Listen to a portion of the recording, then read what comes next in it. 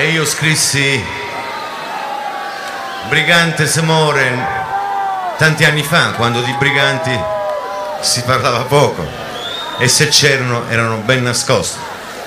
E recentemente sono tornato sull'argomento dei briganti per parlare del brigante più inafferrabile di tutti, Nicola Summa di Rionero Potenza, nome di battaglia Ninconanco.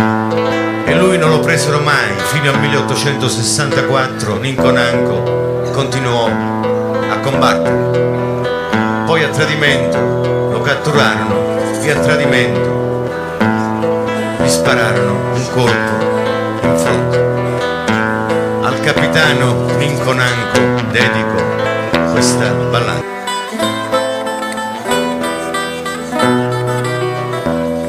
Sarà una spina nel cuore, Ninconanco Callamoro.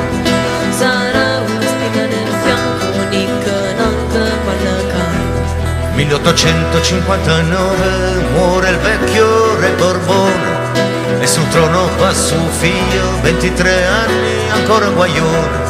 È il momento di approfittare di questo vuoto di potere, in quel regno in mezzo al mare difeso solo dalle sirene. Io Banca Napoli è l'ideale per rifarsi delle spese, per coprire il disavanzo della finanza piemontese. Ninconanco deve morire perché si campa potesse parlare e si parlasse potesse dire qualcosa di meridionale. Ninconanco deve morire perché si muore ci può ricordare che il sud è terra di conquiste. Ninconanco non ci può stare. Sarà una spina nel cuore, Ninconanco Quall'amore. Sarà una spina nel fianco, Ninconanco Quallacà.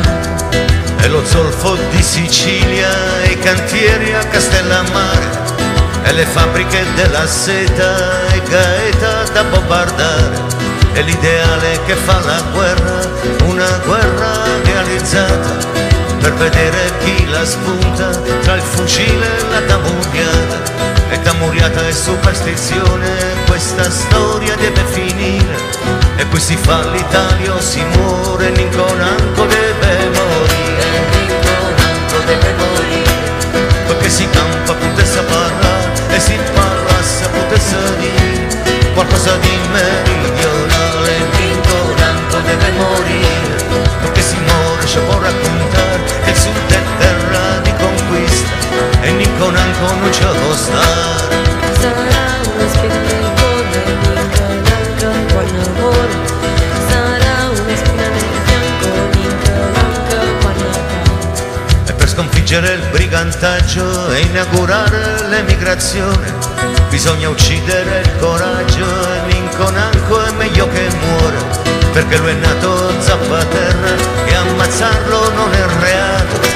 E dopo un colpo di rivoltella l'hanno pure fotografato e la sua anima è già distante ma sul suo volto resta il sorriso.